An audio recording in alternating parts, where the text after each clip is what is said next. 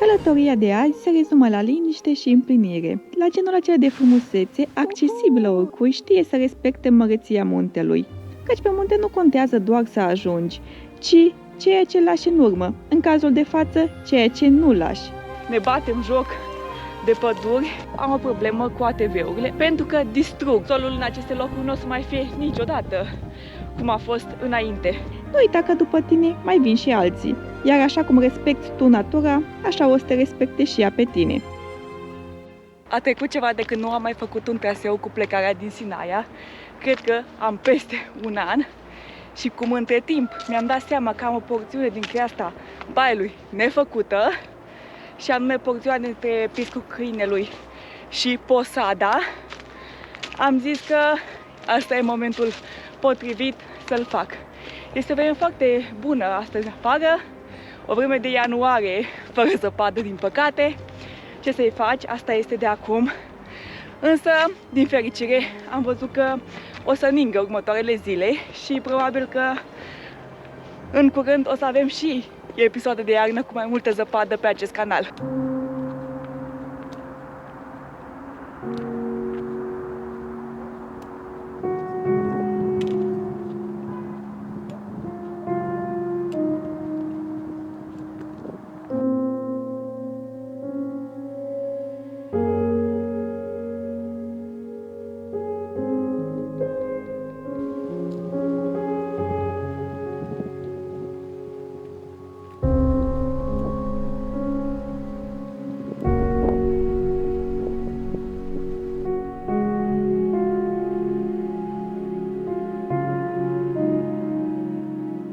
Foarte tristă această poveste cu defrișarea. În multe locuri pădurea mai mult nu este decât este. Iar acum ce înaintez pe traseu sunt foarte multe trunchiuri de copaci rămase așa pe lângă traseu. Nu mai zic resturi din copaci care au fost tăiați, bușteni, crengi, totul lăsat așa pe o parte și alta a traseului. Mi se pare că nu doar ne batem joc de pădure și de natură, dar și de turism în general. Sunt atâția oameni care fac aceste trasee și în loc să se bucure de o pădure frumoasă, se bucură de defrișare și bușteni abandonați pe marginea traseului, crengi și ce a mai rămas din pădure.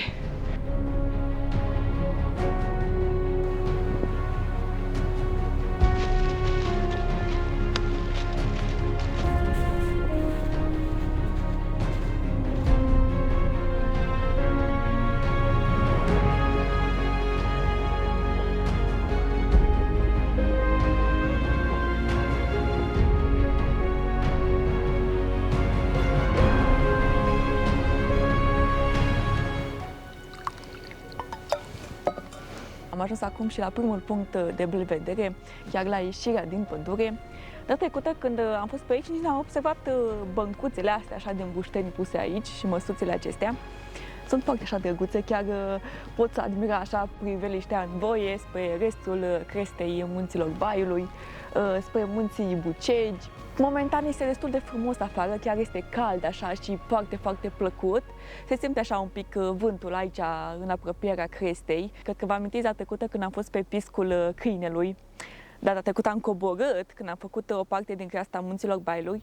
Ce priveliști incredibile și ce joc al norilor am prins. Acum este totul mult mai liniștit, dar are un alt farmec, cam tot prin ianuarie cred că era atunci. Da, cred că tot prin ianuarie l-am filmat și pe acela.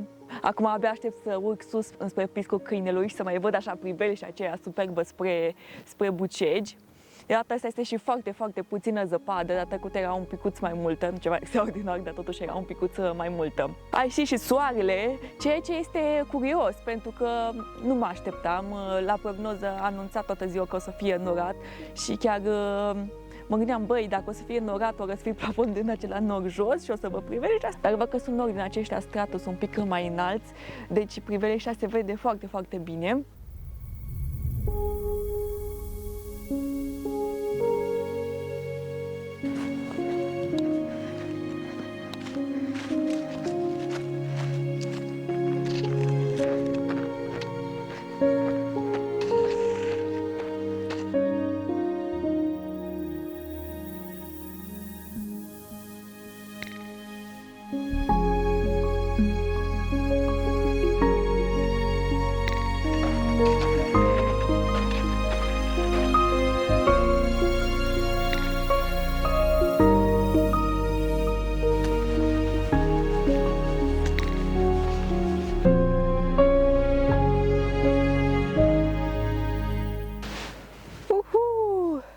Încântător!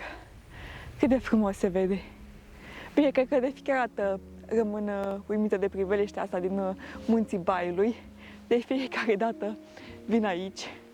Știu cum e, că am mai fost. Dar când văd priveliștea, pur și simplu, wow! Deci uitați-vă și voi. Chiar dacă nu este zăpadă, totuși priveliștea este absolut superbă, încântătoare. Se vede întreg abruptul estic al Bucegilor. Nu prea este nici pe platou, din ce observ aici foarte multă zăpadă, mai mult așa pe văi.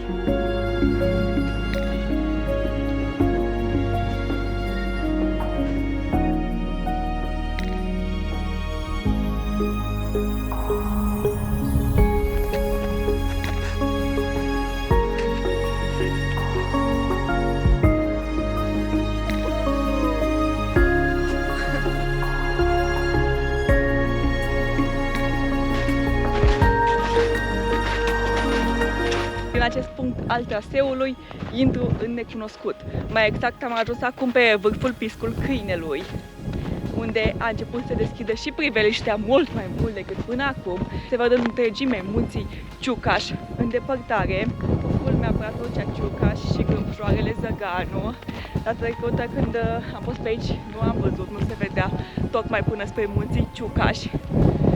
Munții Neamțului se văd iarăși bine în spate, restul munților Baiului, iar înspre creasta sudică a munților Baiului, o parte din ea, cât am mai rămas să o fac, este un necunoscut pentru mine.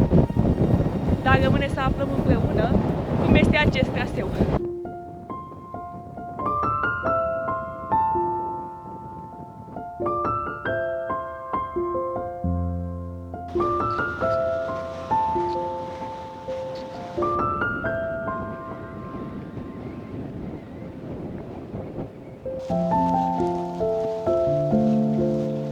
Mă doare așa sufletul de fiecare dată când vin în munții Baiului sau în alți munți, în aceștia mai joși, și văd aceste urme de la rămase de la ATV-uri, de la mașini, de la ce-o mai venit pe aici. A schimbat întregul peisaj. Solul în aceste locuri nu o să mai fie niciodată cum a fost înainte. Că m-au întrebat unele persoane în comentarii, data trecută când am fost în munții Baiului, care e problema mea cu ATV-urile. Eu n-am nicio problemă cu ATV-urile. În general, eu am o problemă cu ATV-urile în zonele acestea montane, de obicei natură, pentru că distrug. Nu mai zic că poluează, nu mai zic de gălăgia pe care o fac, nu mai zic că îți strică vibe-ul când trec 10 ATV-uri pe lângă tine în decurs de 10 minute, când tu uiți pe traseu și lasă dările acelea de benzină sau pe ce-o merge ele, dar sperie și animalele pădurii, distrug și flora. Iar dacă vă uitați pe urmele pe care le-au lăsat unde s-a bătut și foarte tare pământul, acolo probabil că mult timp de acum încolo nu o să mai crească absolut nimic. Asta este problema mea cu ATV-urile. Uitați, despre asta vorbeam.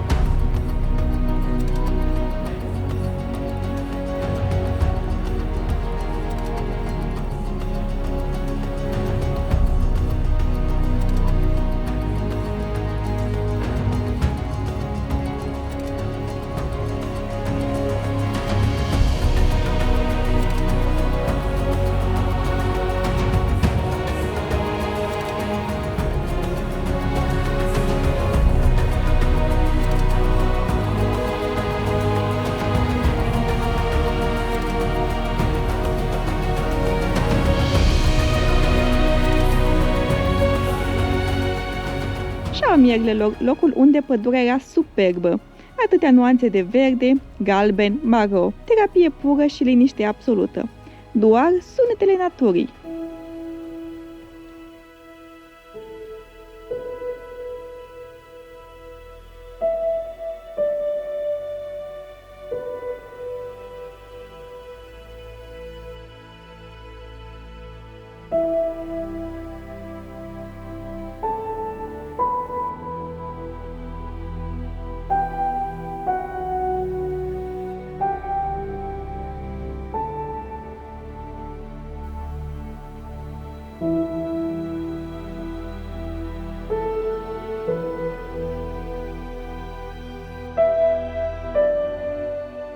În față avem o superbitate de priveliște spre Valea Prahovei și toate aceste localități care șerpuiesc așa printre dealuri. Chiar ce priveliște frumoasă! E foarte frumoasă această panoramă. Și acest versant împădurit se văd foarte drăguț, atât de puternic verdele acesta al pinilor și al acestor brăduți. Foarte drăguți sunt acei brăduți.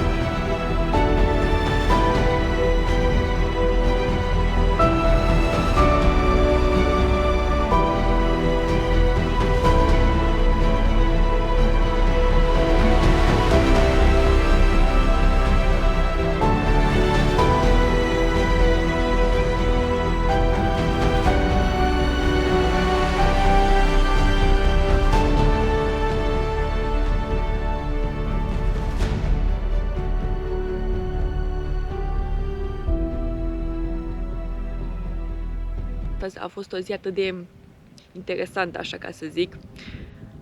Chiar dacă nu am prins zăpadă, am prins o zi destul de frumoasă de iarnă, nu a fost foarte frig, a fost destul de cald și chiar destul de bine. Pe unele părți bătea vântul destul de tare, dar în rest chiar a fost bine. Dar am avut și porțiuni care nu mi-au plăcut, porțiuni acelea unde erau foarte multe urme de la mașini, de la TV-ul, de la Ica. Mi se pare că strica peisajul total. Pe mine mă întristează când văd asta prin munți, că mi se pare așa că îi distrugi, ca și cum ai venit și ai zgâria. Au fost și porțiuni foarte frumoase și ați văzut și voi, v-am arătat toate peisajele frumoase pe care le-am văzut și chiar se văd foarte multe de aici din munții Bailui. Ați văzut că la început se vedeau foarte frumos Bucegi, după aia au început să se vadă și munții Leauta, apoi Valea Prahovei, spre Ciucaș, spre munții Grohotiș și așa mai departe, că se vedeau foarte multe obiective de aici și chiar dacă te uitai stânga-dreapta, aveai ce vedea, nu poți să zici că nu ai ce vedea, chiar dacă sunt niște munți mai mici, nu sunt trasee atât de tehnice și greoaie și deci genul de trasee care să te lauzi, chiar ai panorame încântătoare. Cel puțin aceasta este părerea mea.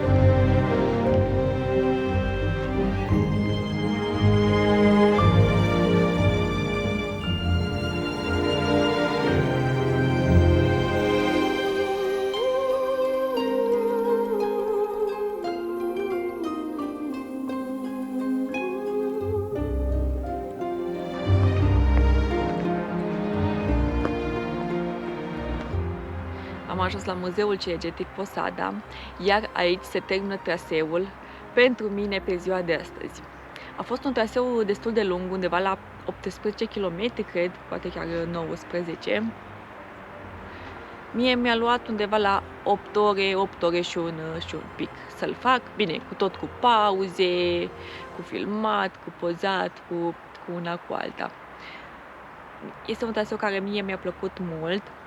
Dacă era zăpadă sau dacă era toamnă sau dacă erau multe flori pe jos, probabil că era mult mai frumos, însă mă mulțumesc chiar și cu atât, pentru că priveliște chiar au fost foarte frumoase și mie sincer traseul acesta mi-a plăcut. Cred că l-aș face iarna, când ar fi multă zăpadă, aș vrea să fac din nou acest traseu. Cred că și atunci ar fi cu totul un alt peisaj. Cam asta este tot pentru astăzi, însă nu uitați că noi o să ne vedem în următoarea aventură și să sperăm că în următoarea aventură o să fie și zăpadă. Iar așa pe final, un pic de boschetă reală.